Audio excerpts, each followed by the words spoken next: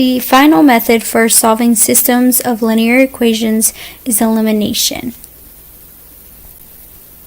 The goal with elimination is to get rid of one of the variables and solve for the other, which could then be plugged into one of the equations. Now, I'm not going to go through all of these steps right now. You will see them in action in the examples. In this example, we are dealing with a system composed of x plus 3y equals negative 2 and x minus 3y equals 16. Step 1 says to multiply, if necessary, one or both equations by a constant. Remember, a constant is a number that does not change, so at least one pair of like terms has the same or opposite coefficients. And coefficients are numbers that basically hug a variable, like in this example 3y and negative 3y. Now, because these coefficients of the y terms are already opposites, we actually don't have to do anything. 3y, positive 3y, and negative 3y are opposites, so they will automatically cancel out or eliminate. Step 2 says that to then add the equations or subtract the equations to eliminate one of the variables. So here we are going to add them together, and we have x plus 3y equals negative 2 plus x minus 3y equals 16. Add those together, and we are left with x plus x is 2x. Positive 3y and negative 3y cancel each other out, and negative 2 plus 16 is 14. And we are going to solve that equation. 2x equals 14 for x. Divide both sides by 2. These cancel out. And x equals 7. Now we are going to substitute the value from step 3, which was x equals 7. Just going to write that down as a reminder. X equals 7 into one of the original equations and solve. So I'm just going to take the first one. X plus 3y equals negative 2, and I'm going to plug in 7 for x. 7 plus 3y equals negative 2. Now I have to get y by itself, so I am going to subtract 7 on both sides. These cancel out. I'm left with 3y equals negative 2 minus 7 is negative 9. And I'm going to divide that 3 on both sides. And y equals negative 9 divided by 3 is negative 3. So our solution is 7, negative 3. This next example is a little more complicated because this time we actually do have to multiply by a constant, so at least one pair of like terms has the same or opposite coefficients. So looking at these two equations, I can see that if I multiply the second equation by 3, I know that this right here will equal negative 6, which will be the same as this. So when I subtract, they will actually cancel each other out. So that's what I'm going to do. I'm going to multiply 3 times negative 2x minus 4y equals 14. And I have to multiply the entire thing. 3 times negative 2 is negative 6x, and 3 times negative 4y is negative 12y, and 3 times 14 is 42. And I will leave my other equation as is.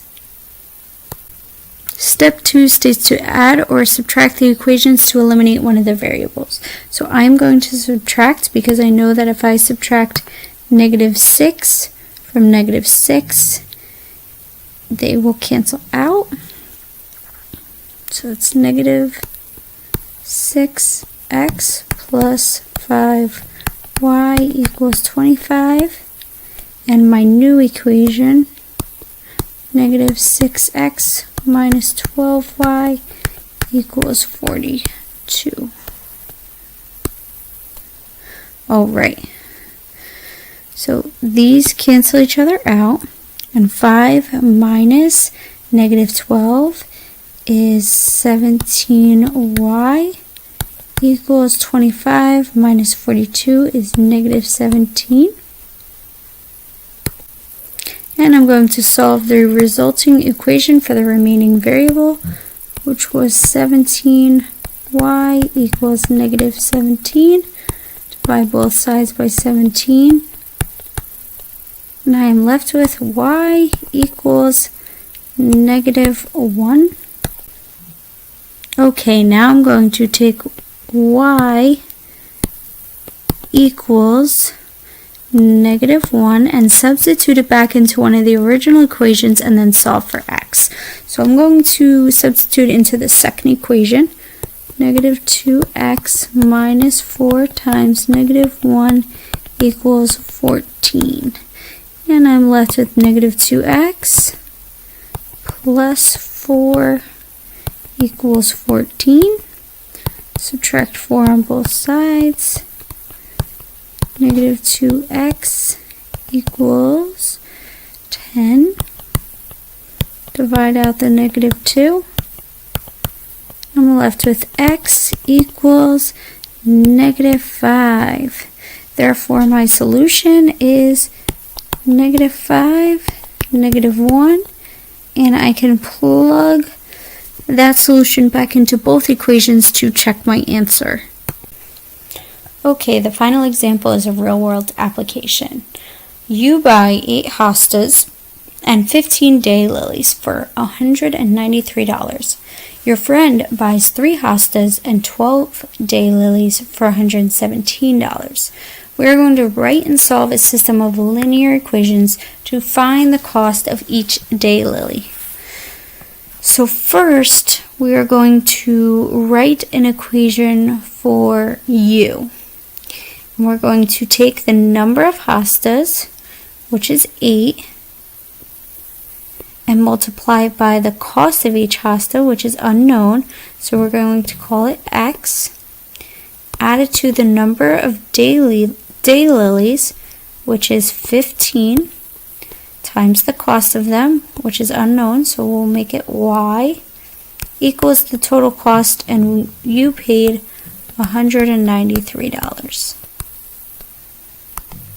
Now your friend purchased 3 hostas and 12 daylilies for $117. Okay, now we're going to go through the same steps as before, so we have to multiply one or both equations by a constant, so at least one pair of like terms has the same or opposite coefficients.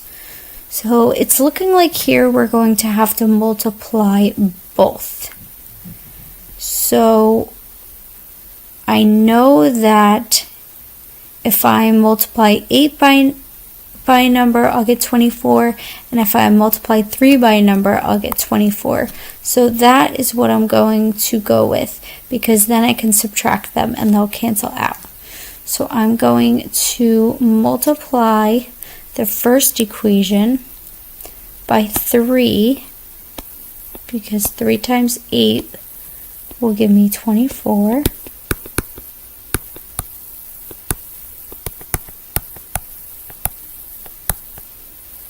And I get 8 times 3 is 24x. 3 times 15 is 45. And 193 times 3 is 579. Going to erase that.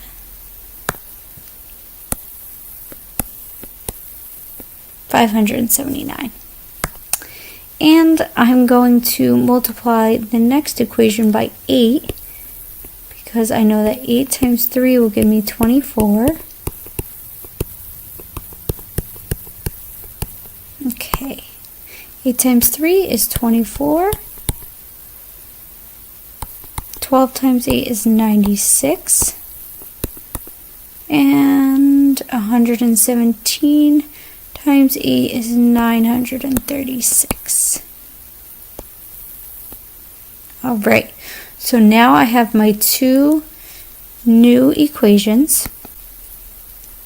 Okay, so I know if I subtract 24 from 24, the x variable will be eliminated, and that's what I'm striving for. So 24 minus 24, x, they cancel each other out. 45 minus 96 leaves me with negative 51y, and 579 minus 936 is negative 357. And now I'm going to solve for y. Divide by negative 51 on both sides. And I'm left with y equals 7. And that means that each daylily costs $7 because y was representing daylilies. And they did not want me to find out anything about the hostas, only the daylilies. So $7 was the cost of each daylily, and that is our solution. Make sure you've copied down all the steps, and if you have any questions, please let me know.